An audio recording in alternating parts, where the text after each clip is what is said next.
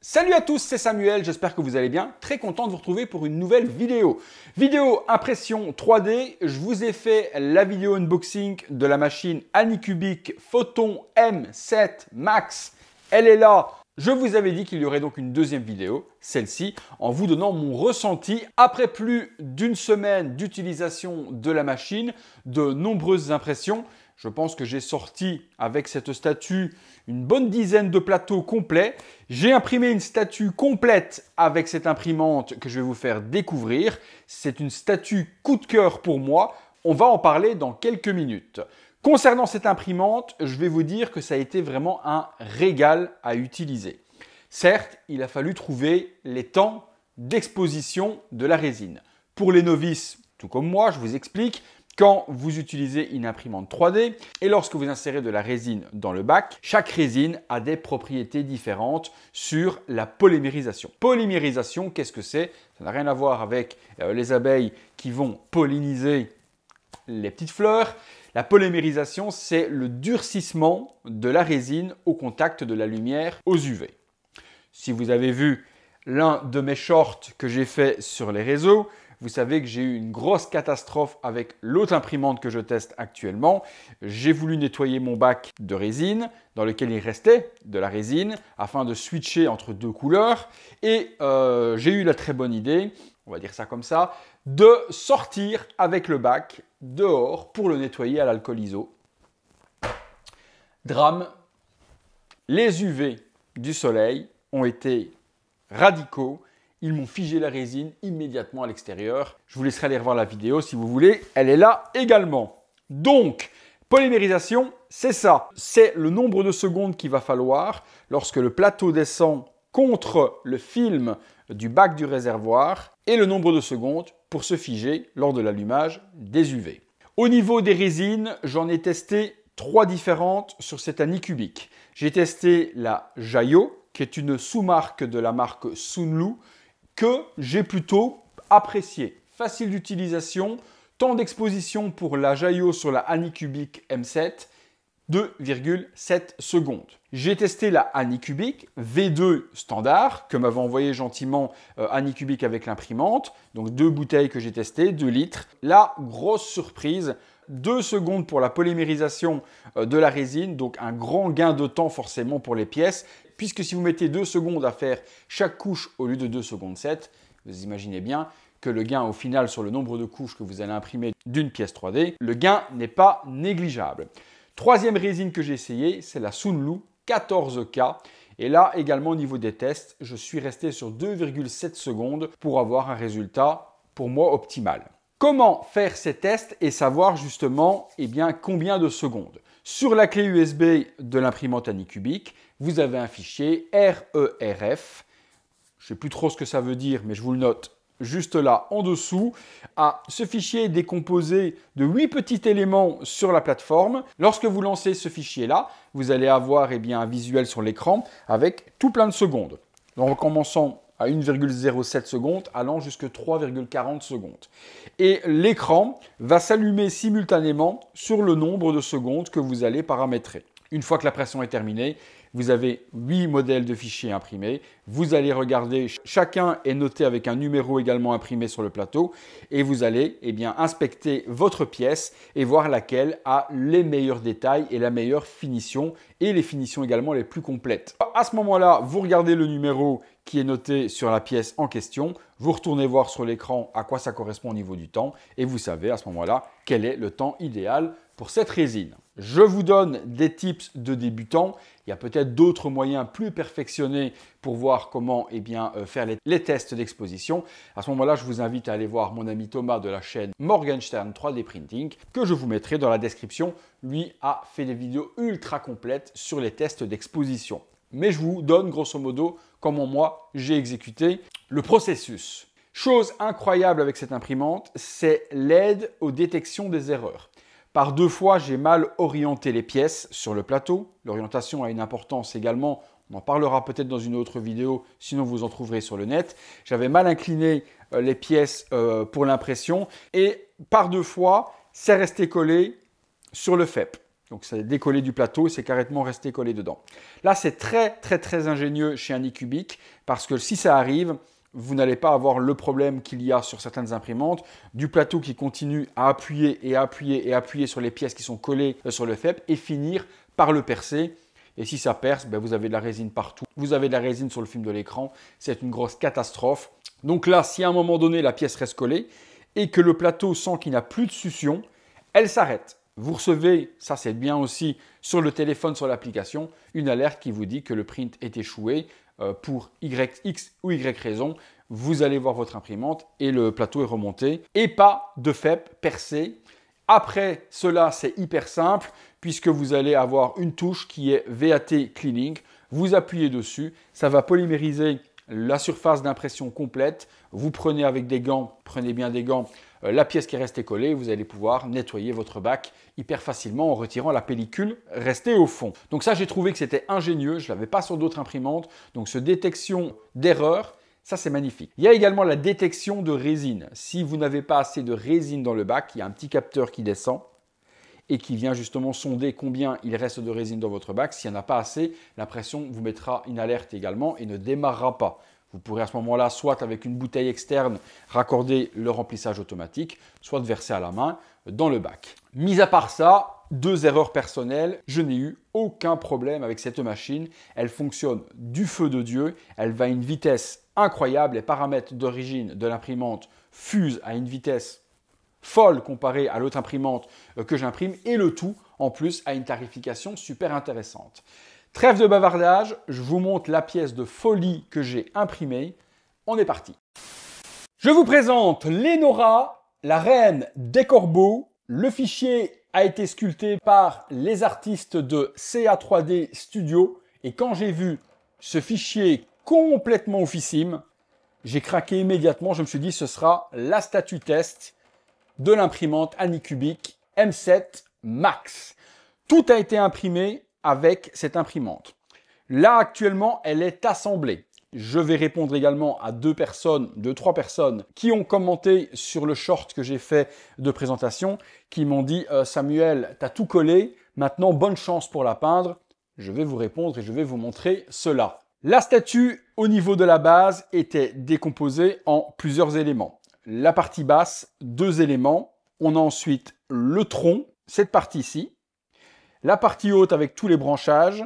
Le serpent, lui, est en une seule partie, mis à part la tête qu'il fallait assembler juste là. Donc, au niveau de la base, elle, je l'ai complètement assemblée. Juste la tête du serpent qui n'est pas collée pour le moment. Et pour la suite de la vidéo, je vais retirer ce corbeau-là et je vais vous expliquer pourquoi. Parce que j'ai trop peur qu'il se casse la binette.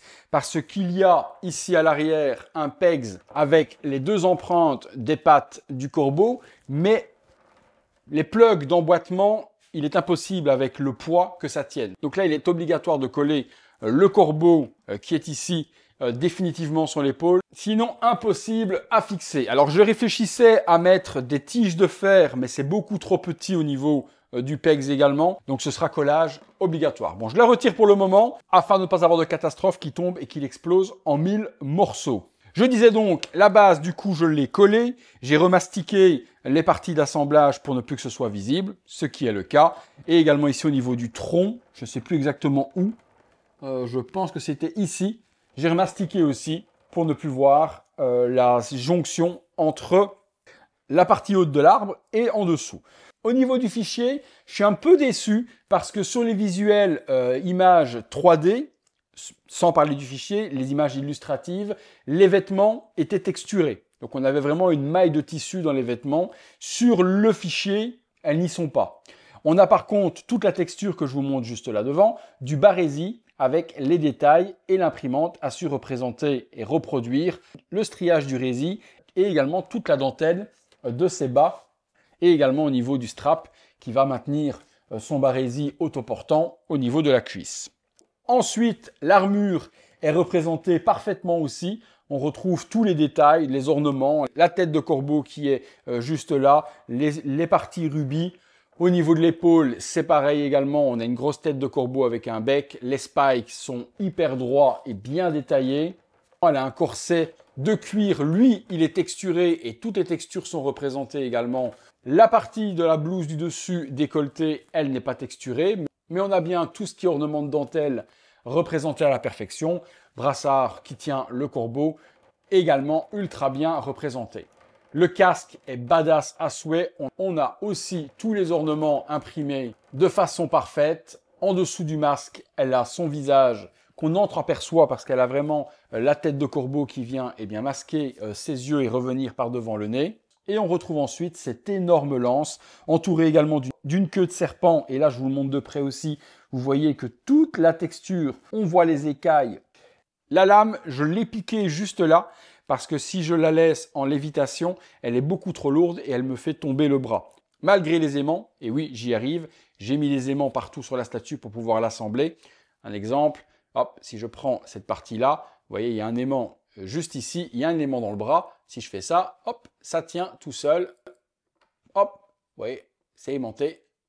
Pareil, au niveau du bras, il est aimanté, les jambes sont aimantées, mais je vais la démonter et je vais vous montrer ça tout de suite après. Donc là, on pique ici, le poids du coup est tenu sur la pointe et il reste aimanté. Sinon, si je retire la pointe, il va forcément tomber avec le poids de son arme que j'ai fait en résine pleine parce qu'en plus la faire en résine creuse, vu l'épaisseur, ça n'aurait pas apporté grand chose. Concernant ensuite le serpent qui s'enroule tout autour de l'arbre, toutes les écailles sont présentes. Franchement, je pense que ça va être un bon délire à peindre. Je ne sais pas encore spécialement comment je vais la peindre au niveau couleur du visage ou autre. Elle a un teint très pâle dans l'illustration 3D couleur. Donc je pense que je vais lui faire les cheveux blancs avec un dégradé vraiment léger gris pour donner des ombrages dedans. Visage très pâle. Rouge à lèvres, je ne sais pas trop encore ce que je vais faire. Concernant l'armure, dites-moi dans les commentaires qu'est-ce que vous me conseillez. Est-ce que je la fais plutôt couleur métal avec les peintures métal de chez Green Stuff ou est-ce que je tente une peinture chrome sur les parties de l'armure? Je pense pour moi que le métal ressortirait mieux et on peut un petit peu mieux faire les effets damage, usure avec le temps et également peut-être plus facile à travailler les peintures métal que les peintures chrome. Mais je suis preneur dans les commentaires sur ce que vous pensez le mieux à faire. Voilà donc la réalisation sur cette Photon M7 Max. J'ai également imprimé avec cette imprimante une grosse partie en résine translucide que je vous montre également. Voilà, j'ai imprimé également ces grosses parties qui sont ici pour la statue Nathan Drake Uncharted de l'artiste Zez Studio. Donc j'ai utilisé la High Clear Resin de chez Anycubic pour cette grosse pièce de résine translucide. Elle est décomposée en 4 morceaux que j'ai préassemblés là pour le moment pour vous montrer la pièce au complet. La partie de la cage qui est ici, forcément, elle faisait partie du fichier. J'ai pas pu découper la résine translucide de la cage. Je la peindrai forcément en couleur rouille, indépendamment de la base lorsque je m'y attaquerai. Concernant la High Clear Resin de chez Anycubic, je réponds également dans cette vidéo à des personnes qui m'ont dit que la résine translucide jaunissait aux UV. Pas celle-là.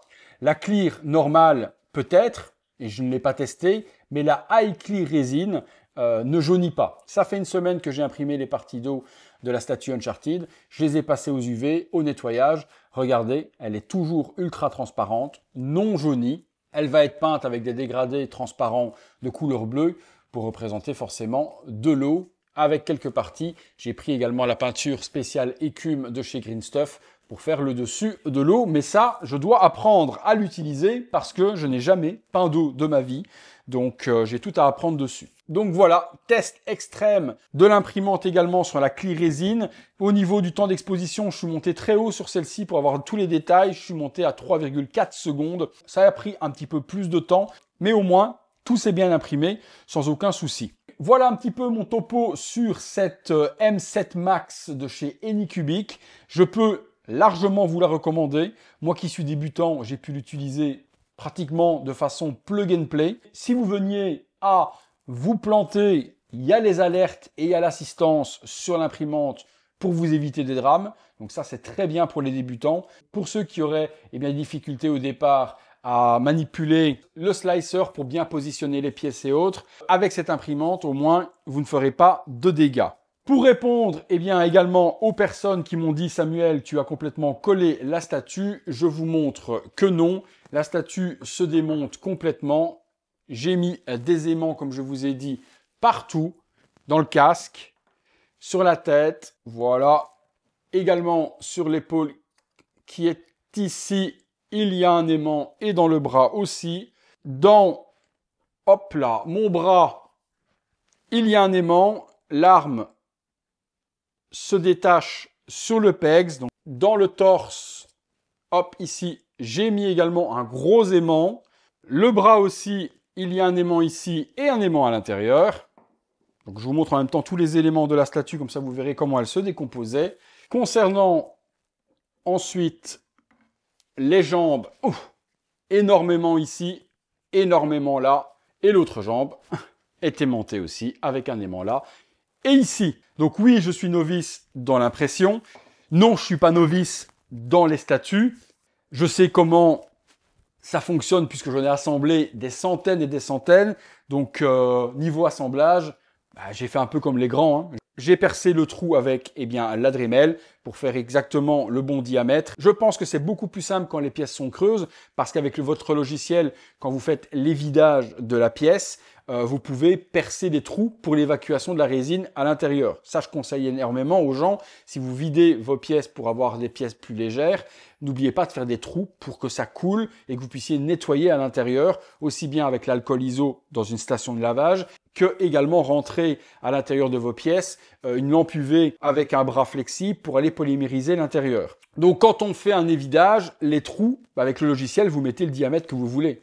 Et forcément, si vous mettez le diamètre de l'aimant, c'est beaucoup plus simple, pas besoin de percer pour l'insérer. Moi, comme j'ai fait toute cette statue en résine pleine, j'ai dû y aller à la Dremel. Mais bon, je m'y suis plutôt pas mal débrouillé. Les aimants sont collés ensuite avec la super glue et plus rien ne bouge. Quant à l'arbre, il est en une seule pièce, mais à peindre, il n'y a rien de compliqué à avoir ça en une pièce. Juste la tête du serpent qui se décroche, elle également. Voilà, je vous ai donc répondu et vous avez donc vu que malgré le peu de talent que j'ai pour le moment sur l'impression 3D, j'ai réussi à faire quelque chose de propre.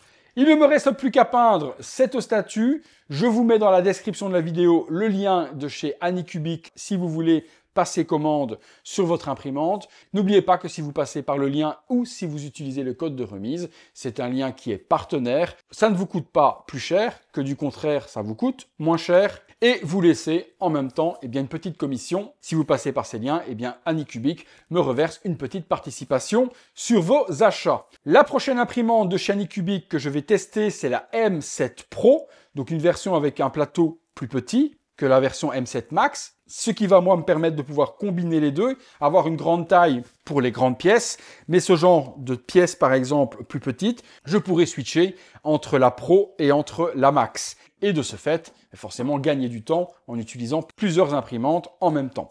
Dernière petite chose également, beaucoup de personnes m'ont contacté me demandant si j'allais vendre des statues peintes et autres. Alors oui et non. Non pour le moment et à mon avis pendant un long moment des statues peintes parce que je ne me considère pas assez professionnel et avoir le skill nécessaire pour peindre une statue complète et vous la vendre.